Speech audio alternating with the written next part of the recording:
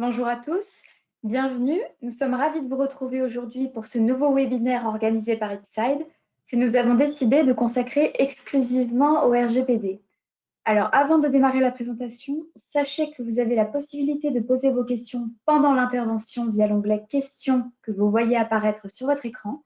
Nous vous répondrons au fur et à mesure par écrit. Sinon, sachez que vous aurez toujours la possibilité de poser vos questions à la fin de cette intervention. Ce webinaire vous a été préparé par Gwendal Barbeau, avocat au barreau de Paris et dirigeant du cabinet Ipside Avocat, et moi-même, Audrey Pichot, avocate au barreau de Paris, et c'est avec un grand plaisir que j'anime pour vous ce webinaire aujourd'hui. Notre équipe Ipside Avocat, pour vous la présenter, intervient principalement dans tous les domaines de la propriété intellectuelle, que ce soit en matière de brevets, de marques, de dessins et modèles ou encore de droits d'auteur, tant en contentieux pour assurer la défense de vos droits qu'en matière de conseil. Nous avons développé une grande expertise en matière contractuelle et nous rédageons tout type de contrats en lien avec la propriété intellectuelle, mais aussi tout type de contrats commerciaux. Nous assurons notamment la rédaction de vos CGV et CGU. Et nous avons également une équipe dédiée aux droits des données personnelles. En guise d'introduction, nous allons commencer avec une actualité puisque nous allons revenir sur le rapport d'activité de 2019 de la CNIL qu'elle a publié au début du mois de juin. Alors, en cette deuxième année du RGPD, la CNIL constate une augmentation de 27% des plaintes par rapport à 2018. Elle a noté que ces plaintes portaient essentiellement sur les problématiques suivantes: la surveillance des employés sur leur lieu ou pendant leur temps de travail, par des outils tels que la vidéosurveillance, la géolocalisation ou encore les écoutes téléphoniques. La CNIL a souligné que c'était la vidéosurveillance qui concentrait le plus grand nombre de plaintes. Les personnes ont également dénoncé une collecte excessive de leurs données. Elles ont dénoncé le non-respect de leurs droits et en particulier la difficulté d'accéder à leurs données. Elles ont dénoncé le défaut de sécurisation de leurs données. Et autre point important souligné dans le rapport, le nombre de plaintes relatives à la réception de prospection est particulièrement important puisqu'elle représente près de 15% des plaintes, qu'elles soient adressées par voie postale, téléphonique ou électronique. En effet, les personnes ont dénoncé le fait de recevoir de la prospection alors même que leur consentement n'a pas été recueilli. Et d'ailleurs, elles ont également souligné le fait qu'elles ne parvenaient pas à faire cesser la réception de ces publicités. La CNIL rappelle également ses temps forts de l'année 2019 et notamment l'amende qu'elle avait prononcée en janvier 2019 à l'encontre de Google, une amende record s'élevant à 50 millions d'euros. Cette amende qui visait à sanctionner Google parce que sa politique de confidentialité comprenait de graves manquements au RGPD. Concrètement, ce rapport pour 2019 montre que la CNIL en a fini avec la période de tolérance qu'elle avait appliquée après l'entrée en vigueur du RGPD. Désormais, elle a prouvé qu'elle avait une réelle activité de contrôle et une réelle activité répressive. Il est donc temps pour les entreprises d'entamer les démarches de mise en conformité si ce n'est pas déjà fait. Vous le savez peut-être, mais le RGPD a fait disparaître l'obligation de déclaration préalable auprès de la CNIL. Désormais, les entreprises sont tenues de documenter leur conformité. Donc, en cas de contrôle de la CNIL, vous devrez justifier de votre mise en conformité. Il est donc temps de vous demander où vous en êtes à ce sujet. Est-ce que vous respectez le RGPD au sein de votre entreprise? Et si oui, quel est votre niveau de conformité? Au sommaire de ce webinaire, nous vous proposons 3 thèmes. Dans une première partie, nous allons vous présenter les premières étapes que nous vous recommandons pour démarrer votre mise en conformité. Ensuite, nous vous proposons 2 thèmes en lien avec l'actualité. Dans une deuxième partie, nous vous proposons de décrypter les nouvelles règles de la CNIL sur les cookies. Vous le savez certainement, la CNIL a changé la réglementation en la matière. Il y a une actualité importante au mois de juin à ce sujet. C'est donc l'occasion de faire le point ensemble sur ce qui change. Enfin, dans une troisième partie, nous allons revenir ensemble sur les règles en matière de collecte de données de santé que vous devez respecter en cette période de pandémie que nous traversons. Donc, nous allons commencer avec la première partie, la mise en conformité au RGPD, vos premières étapes. Par où commencer votre mise en conformité? Avant toute démarche, nous vous conseillons de désigner un DPO. Dans certains cas, cette nomination est obligatoire. Par exemple, si vous traitez à grande échelle des données sensibles, mais même si vous n'êtes pas concerné par cette obligation, nous vous recommandons de nommer un DPO. Ce sera plus facile pour vous ensuite de mener votre mise en conformité.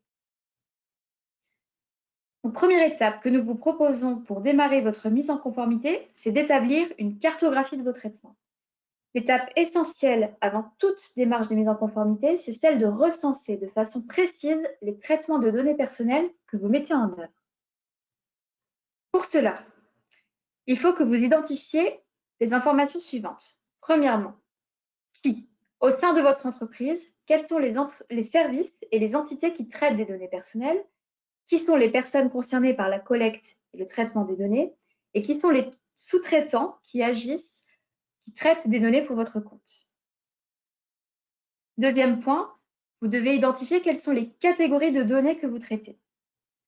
Troisième point, vous devez identifier quelles sont les finalités de chaque traitement opéré par votre entreprise. Autre point, vous devez identifier quelle est l'origine de la collecte des données. Identifier également quelles sont les mesures de sécurité que vous mettez en œuvre pour assurer la sécurité des données. Autre point, vous devez identifier quelle est la durée de conservation de ces données. Enfin, il est également important d'identifier le lieu d'hébergement des données. Et également, vous devez identifier si oui ou non votre entreprise opère des transferts des données en dehors de l'Union européenne. Et nous insistons sur ce point parce que si c'est le cas, vous avez également des règles à respecter avant d'opérer tout transfert de données en dehors des pays de l'Union européenne. C'est important que vous identifiez ce point et savoir si oui ou non vous transférez des données en dehors de l'Union européenne. Une fois que vous avez identifié tous ces points, vous êtes en mesure d'établir une cartographie de vos traitements. Vous pouvez passer à l'étape 2, à savoir tenir un registre des traitements. Le registre des traitements, c'est le document que vous allez pouvoir présenter en cas de contrôle de la CNIL pour justifier de votre mise en conformité. Et le contenu de ce registre, il est clair puisqu'il est fixé précisément à l'article 30 du RGPD. Votre registre doit obligatoirement contenir le nom et les coordonnées du responsable de traitement, du représentant du responsable de traitement et du DPO. Il doit contenir les finalités du traitement. Il doit également contenir une description des catégories de personnes concernées et des catégories de données à caractère personnel. Il doit contenir une description des catégories de destinataires des données. Et si vous transférez des données, vous devez également le mentionner dans ce registre. Alors, ce n'est pas rendu obligatoire par le RGPD, mais nous vous conseillons également de renseigner au sein de ce registre tous les délais de conservation des données, ainsi qu'une description des mesures techniques et organisationnelles que vous mettez en œuvre pour assurer la sécurité de vos données. Après avoir renseigné toutes ces informations, vous avez un registre des traitements complet et qu'il conviendra de mettre à jour régulièrement. Ensuite, la troisième étape que nous vous proposons, c'est celle d'auditer les contrats conclus avec vos prestataires. Alors, pas n'importe quel prestataire, ce sont les prestataires qui traitent des données personnelles pour votre compte. Puisqu'ils traitent des données pour votre compte, ces prestataires ont la qualité de sous-traitants et ils sont également concernés par le RGPD. Ils ont ainsi des obligations à votre égard et notamment une obligation de transparence et de traçabilité, une obligation de garantir la sécurité des données traitées pour votre compte et également une obligation d'assistance, d'alerte et de conseil sur les traitements que vous souhaitez effectuer. Et parce qu'ils sont concernés par le RGPD impose que des clauses soient inscrites au sein des contrats conclus avec les sous-traitants. Il vous faudra alors réviser vos contrats si vos contrats ne contiennent pas de clauses relatives aux données personnelles pour y insérer toutes les mentions rendues obligatoires par le RGPD. Et enfin, nous passons à la dernière étape que nous vous conseillons pour démarrer votre mise en conformité, c'est celle de mettre votre site Internet en conformité au RGPD. Que votre site Internet soit un site vitrine ou un site marchand, dès lors qu'il collecte des données à caractère personnel, vous devez insérer des mentions obligatoires relatives au traitement qui est fait sur ces données. L'un des principes phares du RGPD, c'est l'obligation d'information. Il faut donc que vous soyez le plus transparent possible sur les données que vous collectez et que vous traitez. Nous vous recommandons donc d'insérer sur votre site Internet, premièrement, des mentions légales qui visent à informer clairement les utilisateurs sur l'identité de votre entreprise.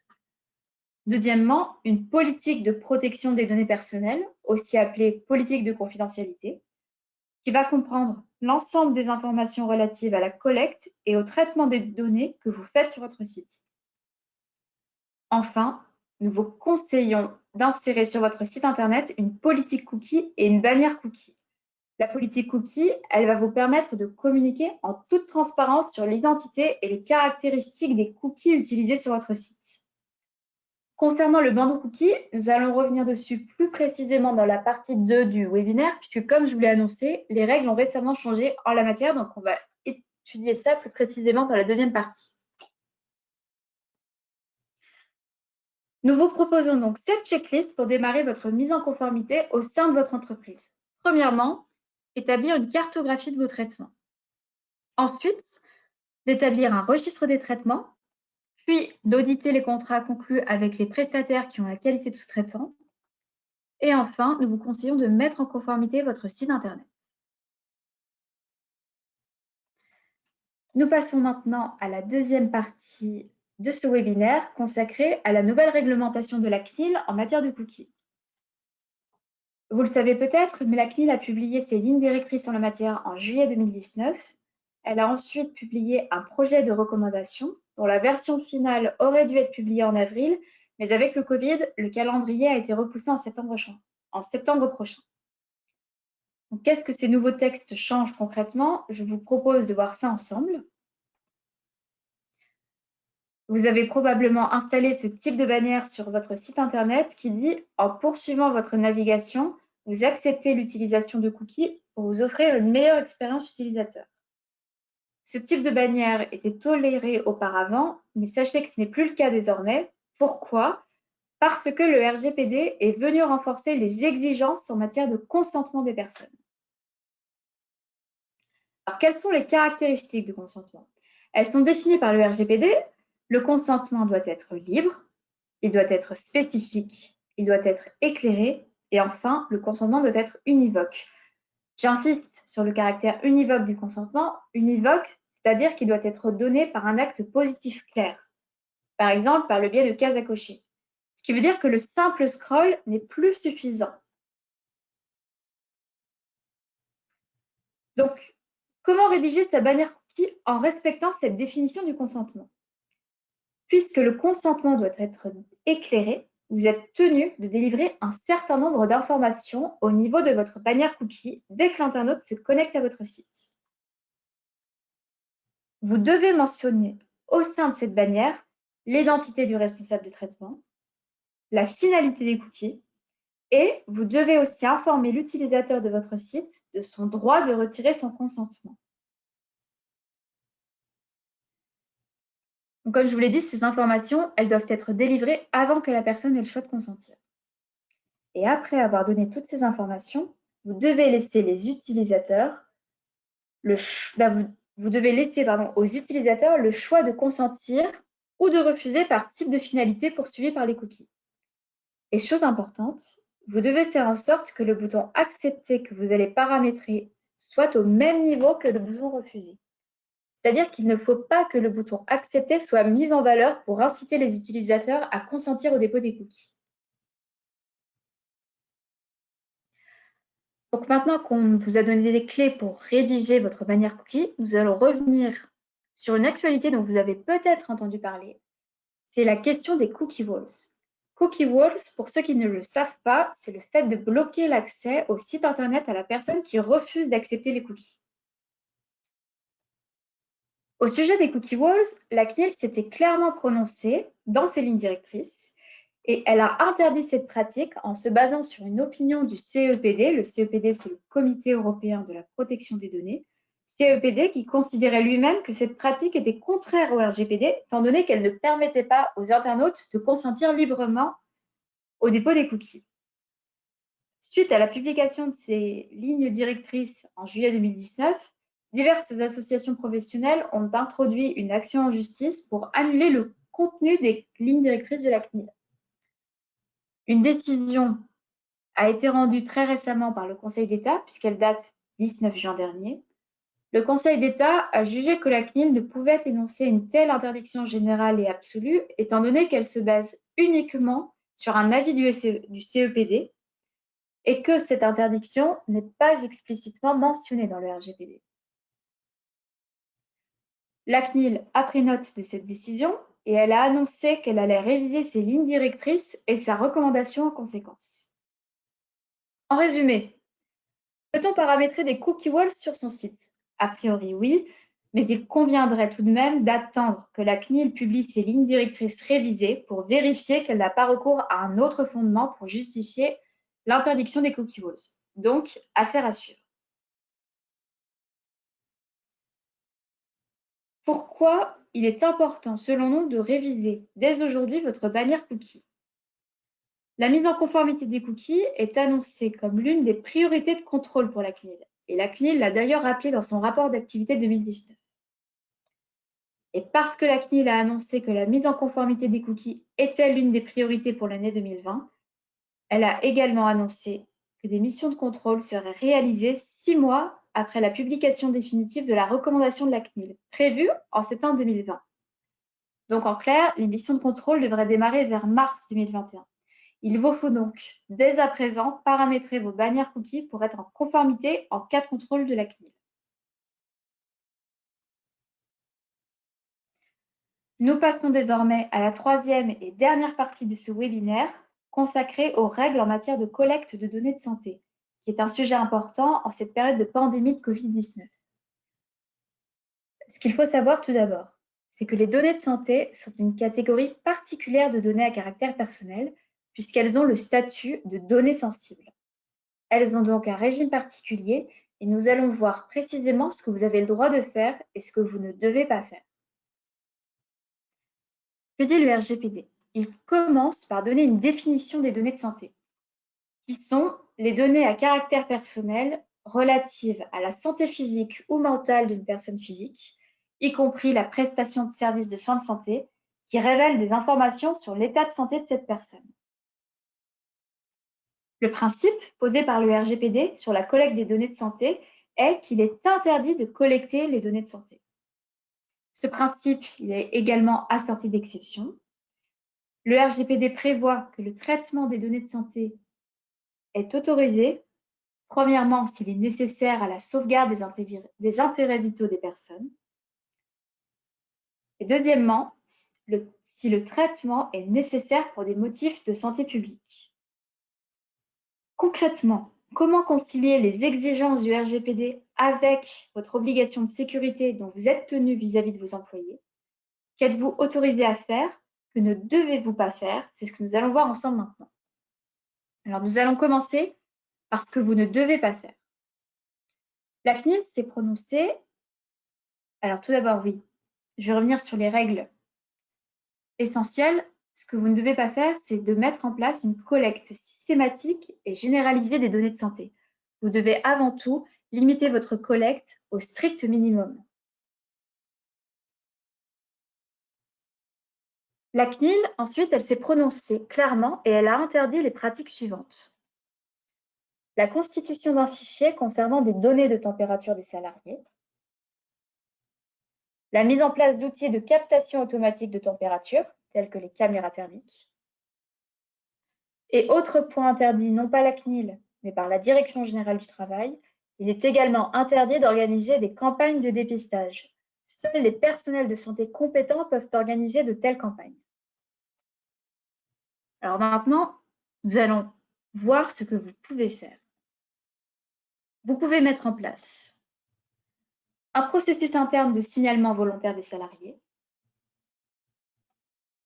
Vous pouvez également vérifier la température des employés au moyen d'un thermomètre manuel à l'entrée de votre entreprise, mais à la condition que les résultats ne soient pas consignés dans un registre. Si vous n'enregistrez pas ces données, vous ne faites pas de collecte de données et donc cette pratique ne relève pas du RGPD tout simplement. En revanche, ce qu'il faut savoir, c'est que cette pratique n'est pas recommandée par la Direction générale du travail, qui trouve cette méthode peu efficace, étant donné que certaines personnes sont asymptomatiques et n'ont pas de fièvre, alors même qu'elles ont contracté le Covid. Et bien sûr, vous devez informer les personnes des cas de contamination identifiés au sein de votre entreprise. Dans tous les cas, quelle que soit la solution mise en œuvre par votre entreprise, il faut avant tout que vous assuriez une parfaite transparence à l'égard des personnes concernées et que vous les informiez des pratiques mises en œuvre par votre entreprise. En conclusion, nous vous recommandons donc de démarrer votre mise en conformité afin de pouvoir justifier de votre démarche en cas de contrôle de la CNIL. Nous vous conseillons de réviser vos bannières cookies pour la mettre en conformité avec les nouvelles règles de la CNIL. Et enfin, nous vous recommandons de respecter les règles en la matière de collecte de données de santé. Et c'est sur cette liste récapitulative que s'achève notre webinaire. Merci à vous de l'avoir suivi. Nous espérons vous avoir convaincu de l'importance de mettre en œuvre votre conformité au RGPD. Si vous avez des questions, sentez-vous libre de les poser. Nous sommes là pour y répondre.